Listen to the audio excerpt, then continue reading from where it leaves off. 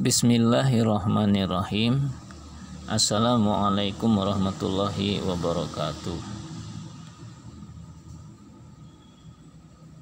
Alhamdulillah,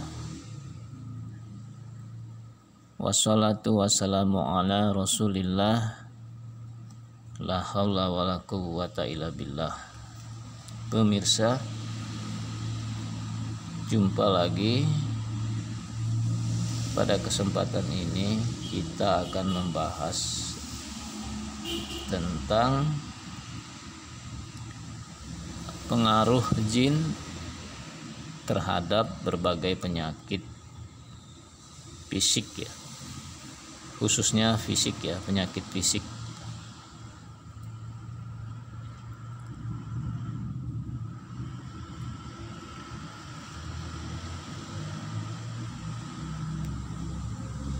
Untuk menjawab pertanyaan ini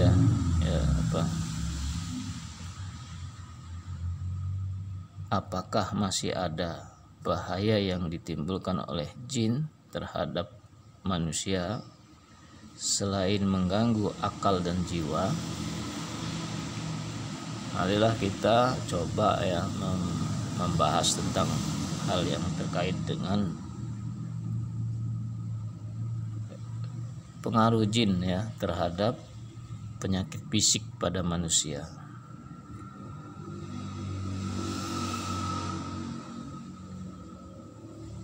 Pada pembahasan yang lalu kita membahas tentang pengaruh jin terhadap akal dan jiwa manusia. Nah, sekarang apakah ada pengaruhnya jin terhadap penyakit fisik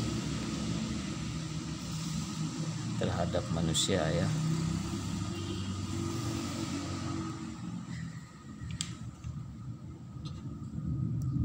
Bagaimanapun ya, kita sebagai manusia harus menerima bahwa perbuatan dan tindakan jin itu tidak lepas dari kehendak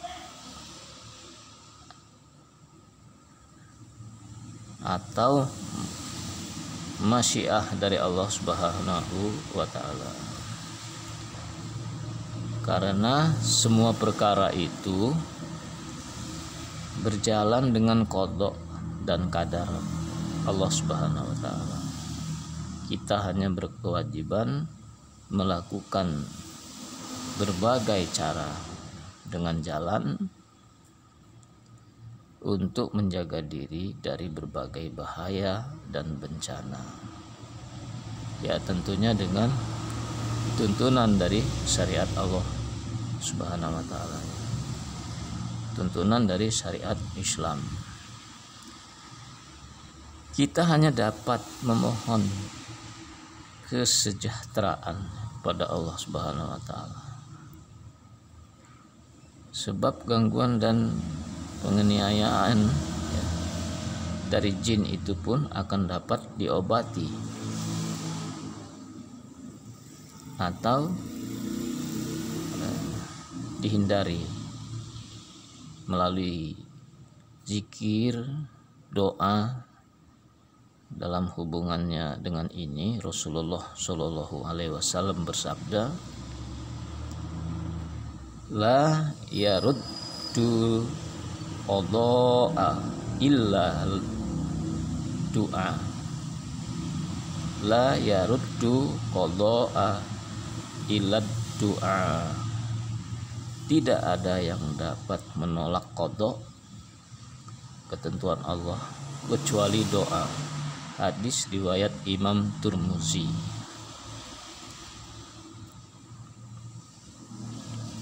Timbul pertanyaan ya, tentunya, seberapa besar sebenarnya pengaruh jin ini terhadap penyakit fisik pada manusia?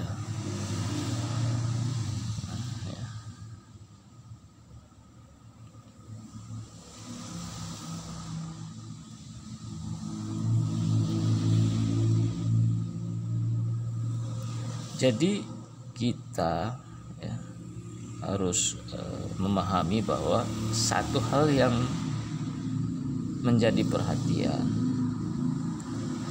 dan membangkitkan keheranan adalah bahwa bahaya gangguan jin itu tidak hanya terbatas pada penyakit rasio atau yang mengganggu akal pikiran, tetapi sebetulnya jin itu juga banyak berperan dalam menimbulkan berbagai penyakit fisik pada manusia. Inilah yang tidak diketahui oleh kebanyakan orang. Bahkan kebanyakan kita pun tidak membayangkan atau menduga bahwa berbagai penyakit menular dan keterlambatan kesembuhannya itu sangat dipengaruhi oleh peran jin pada penyakit-penyakit tersebut, seperti penyakit tuli atau kurang mendengar ya, kemudian kelumpuhan, kebutaan, dan penyakit menular lainnya. Mereka juga mempunyai peran dalam menimbulkan penyakit wabah atau penyakit dahsyat yang sangat membahayakan keselamatan manusia. Kemudian contoh lain ya, seperti penyakit pes, sampar, wabah kolera, dan seperti itu juga. Dan seperti yang seperti itu juga lebih banyak bukti bahwa jin itu berada di belakang berbagai tragedi dahsyat seperti kebakaran dan penyalaan api dengan berbagai penyebabnya. Fenomena tersebut telah terbukti kebenarannya. Bahkan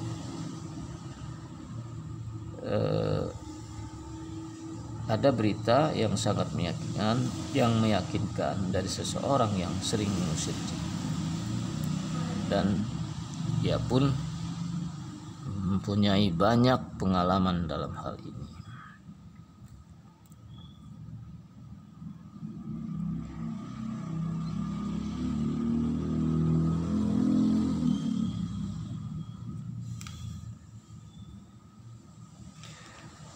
Dan ini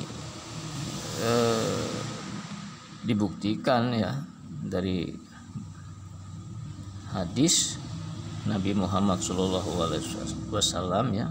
Jadi hadis Nabi Muhammad SAW bahwa jin itu bisa nyusup ke badan manusia, ke fisik manusia, sebagaimana disebutkan dalam hadis sahih. Setan itu berjalan pada peredaran darah manusia untuk mengganggunya. Jadi baik itu non fisik maupun fisik ya. Selain dari mengganggu akal dan jiwa manusia, dia juga bisa mengganggu atau ya memiliki peranan juga di dalam penyakit fisik pada manusia.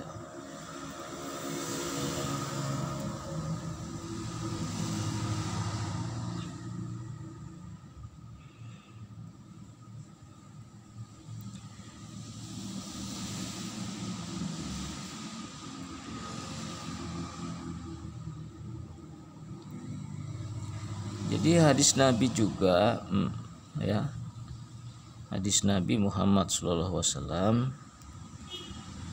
pun menjelaskan sejauh mana pengaruh jin dan setan itu terhadap kesehatan manusia, ya, kesehatan fisik, serta pernah mereka dalam menyebarluaskan ya berbagai wabah penyakit menular seperti pes, sampar, dan lain-lainnya. Abu Musa al-Asy'ari meriwayatkan bahwa Rasulullah Shallallahu Alaihi Wasallam bersabda, kehancuran umatku disebabkan oleh ta'un, tusukan tidak tembus, dan ta'un, fes, sampar, atau wabah. Ada yang bertanya, al-ta'un, tusukan tidak tembus, telah kami ketahui. Lalu apa yang dimaksud dengan ta'un?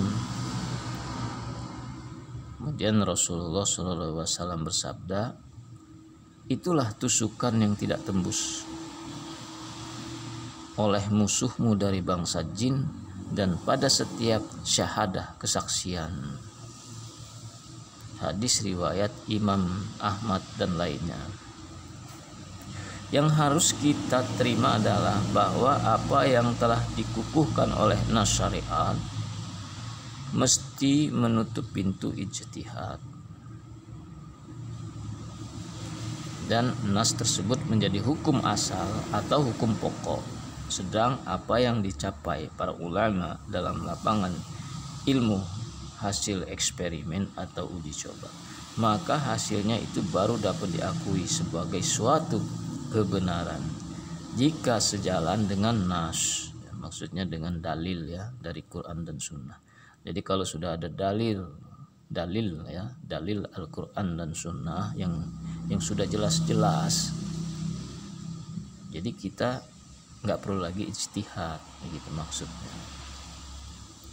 Kecuali memang tidak ada dalil nas ya, atau dalil Quran dan Sunnah yang menjelaskannya. Nah, kita boleh berijtihad berdasarkan hukum Islam ya.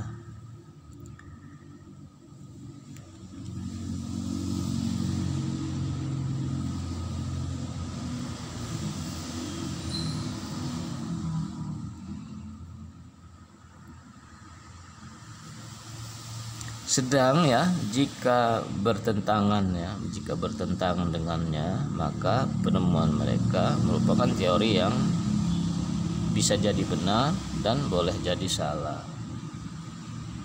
Jadi teori-teori itu bisa jadi benar, bisa jadi salah, manakala itu dipertentangkan oleh ahli-ahli atau keilmuan, ahli-ahli dalam bidangnya masing-masing.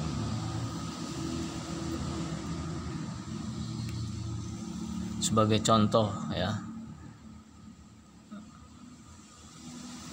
kadangkala seorang dokter yang satu dengan yang lain itu memiliki pandangan yang berbeda terhadap penyakit fisik seseorang ya.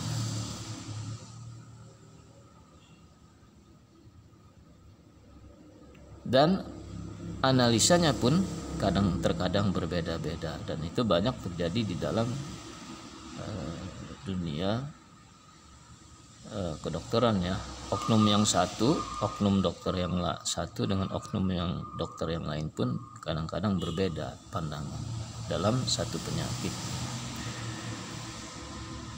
Nah, ini tergantung dengan bagaimana akurasi ya, deteksi sampai sejauh mana kemampuan dan keahliannya di dalam mengobati seorang pasien yang terkena penyakit.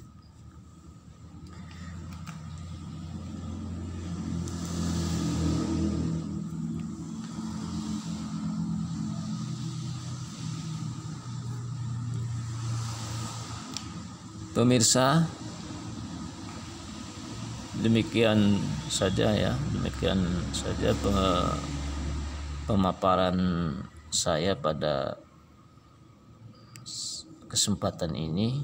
Pembahasan kita selanjutnya nanti akan kita bahas tentang hal-hal yang berkaitan dengan jin ini ya, pada episode berikutnya. Kalau ada kata yang salah, saya mohon maaf. Pada Allah saya mohon ampun. See you in the next video. Barakallahu fikum. Wassalamualaikum warahmatullahi wabarakatuh.